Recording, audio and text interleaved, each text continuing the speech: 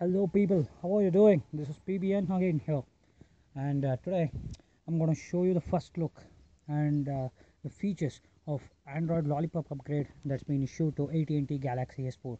Yeah, if you are using AT&T model of Galaxy S4, which is I337 version, you would have known that by April 7th, they are rolling up the updates, Android Lollipop updates for AT&T Galaxy S4 via OTA, that is on the air update. You can check in your system update section and software update section, and you can download the file, which is approximately 950 megabytes, and it will be updated to Android Lollipop. But actually, what I wanted to tell you is my firmware was rooted, my phone was rooted, and so I could not get the OTA update. On the air functionality will not be available if you root your phone. So I manually updated my AT&T Galaxy S4, and if you are facing similar situation, and if you want to get upgraded to Android Lollipop, then please do follow my another video where I have shown how to update your AT&T Galaxy S4 manually to Android 5. So please do check out that video, which is in my channel. So now let's get on with our main aim, to check the features of Android L. Okay, first of all, the let's come to the TouchWiz UI. Actually, the UI looks similar. There's not too much of a difference to the previous versions, but still you can feel a little bit of difference when you are using it. The icons and all other things looks a bit different than the previous versions, and even the transitions and the animations uh, feel different when you are using it. I feel the transitions are pretty much smoother. There's no lag or sluggishness in the device, and they have said that they have removed most of the bloatware, like the code scanner app or whatever the other apps which we were not using on a daily basis. They have removed all of the bloats, all those bloats. So it's meant to be pretty faster, and I have experienced it. So this is all about the TouchWiz UI, as you can see. And coming to the status bar, yeah, it's a really good status bar. It has a transparent touch to it, the typical Android L status bar. And yeah, you can see the color palette, the icons, they're all have been changed, as you can see here. If you drag it with two fingers, sorry, yeah, if you drag it with two fingers, you will end up with this. The color palette has been changed, the icons look a bit different, and it looks like a Galaxy S5 status bar a bit. And as you can see, with this new transparent touch, it really looks great.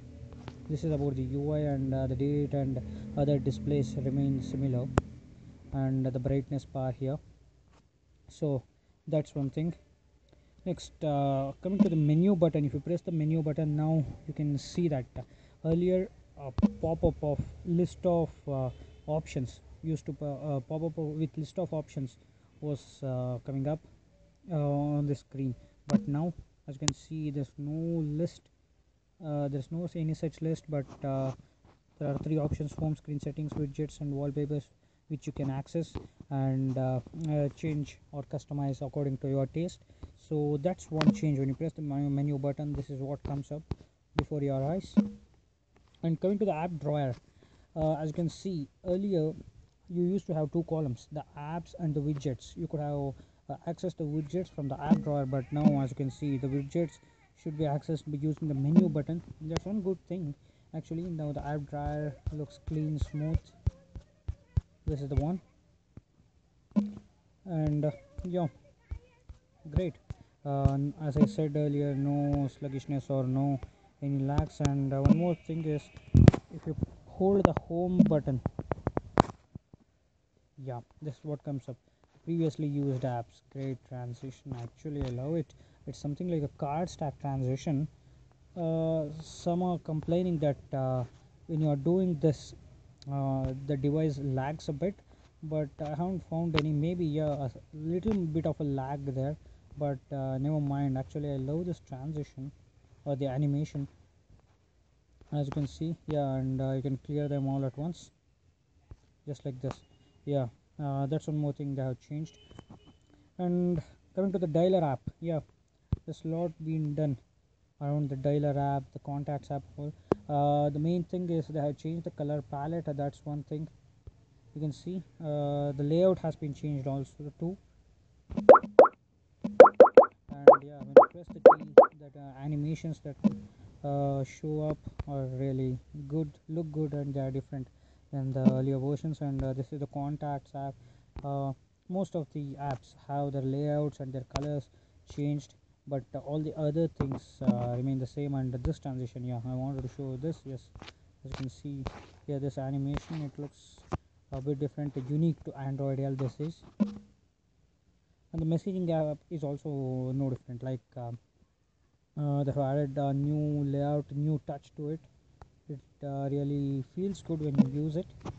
It feels a bit different than the older version, but the functionality, all those things remain similar. And when you hold it, a limited menu pops up, which is good to see instead of the long list of menus, as you can see.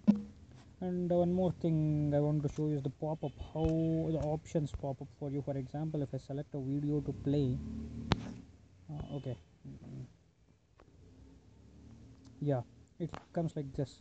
Earlier it used to be in the center when I was using KitKat, but now it's below, so you can choose it easily like this, just once or always. That's one change I noticed. And the other thing is settings. I wanted to show you the settings, how it is. Yeah, there's a lot been done around this thing. The settings layout has changed completely, and as you can see, I showed this animation previously.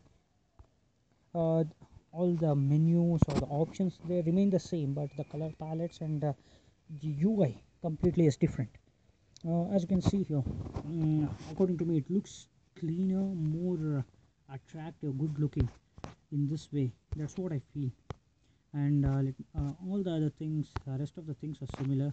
Adding accounts, displays, sound settings, Wi-Fi, Bluetooth settings. And there are some additional minor things, like in Wi-Fi settings you have a smart network switch here, where it automatically switches between your Wi-Fi or the mobile data to save your data, all those things. Really. And yeah, this is the application manager. It's almost similar, but the size which it was showing below earlier, now it doesn't show that actually. And let me show you about device. Yeah, as you can see, this is the new baseband version. This is the firmware file you need to download if you have to update manually, which I will show you in the next video, as I told you earlier. And yeah, the Knox, even Knox has been updated, secure boot status. And this is the Android version 5.0.1. Let me tap this a few times, and yeah, as you can see, our favorite Lollipop OS, it's running the latest Lollipop OS. And if I hold it for a couple of seconds, it brings up a new game which you can play all day, because you're not gonna make a lot of ones soon. I love this part where they've added a game here. Good thing, guys. So this is one thing. And yeah, another thing, maybe, yeah, in the contacts I wanted to mention that, yeah, maybe technically there are some advancements apart from what our eye catches. Like maybe, yeah, your cache is stored in a more efficient way. Yeah, that's what I can tell you. More cache is stored in more efficient way. And some of the other minor things technically. And there are a lot of apps, like minor updates, like the calendar app maybe, or the calculator app, alarm app. They all have new UI and new layouts, pretty much. Not completely different, but something new which you can feel when you're using. And one major thing is camera. Just after the update, the camera will not be very fast. It will not be very fast. It shows a message like updating camera firmware, and it stays there for 2 minutes, about 2 minutes. But after that, there are no issues at all, as you can see. It's focusing very well. I think it's pretty fast after the update. That's what I believe. But above that, there is not much of a difference here because it's a regular Samsung camera application, and everything is almost same, 99% same. These modes, everything else, and the UI, whatever, everything is same. So there's not much of a difference in the UI of the camera app. Actually, yeah, I will just take a photo to show you. Yeah,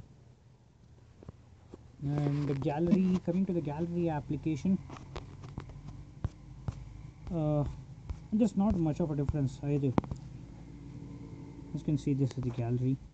It's pretty much similar to the but yeah, as I mentioned, new color palettes and all those things make it look pretty different. And that's one thing. Yeah, pretty much that's it, guys. But what I can tell you is, uh, after the new update, my device feels a bit more faster and easier transitions. But with AT&T Galaxy S4, some feeling somehow encountered certain problems after the update, like forced closing of the dialer app or forced closing of the contacts app. But for me, I haven't encountered any such problems as of now. Maybe I updated manually. Maybe that could be the reason, or I don't know. But somehow, when I read in the forum, somehow been facing that problems, but I haven't faced any such problems as of now. It's running smoothly, superbly. So yeah, as I was saying, after the update, the phone feels pretty faster. The transitions are good. Sometimes around the corner you will feel a lag, maybe when switching tabs or those things, switching from one screen to other screen. But apart from that, there is nothing else. Even I haven't noticed any change in the battery life. No improvement or no worsening of the battery life too. So it's a good update according to me. As I mentioned earlier, they have removed certain bloats to make it faster, and there are pretty much cooler animations than the previous versions, good transitions, updated UIs, updated color palettes, updated status bar, everything. And technically, it's major improvement actually according to the Google. Android Lollipop is a big improvement over Android KitKat. So it's all good, it's all going good. I'm enjoying my update. I hope even you will enjoy it if you are using or if you are owning AT&T Galaxy S4. Do not miss the fun. That's my message. Please do update it as soon as possible, via OTA or via manual method. I'll post a video about how to update it via manual method. And yeah, don't miss the fun. Enjoy the KitKat upgrade. It's been a long awaited upgrade actually. So that's it, guys. I'm signing off, PBN, and we'll meet again with a new cooler video. Please do subscribe to my channel if you like this video. Like, and yeah, hit the like button also. And thank you. Peace until we meet again. Goodbye.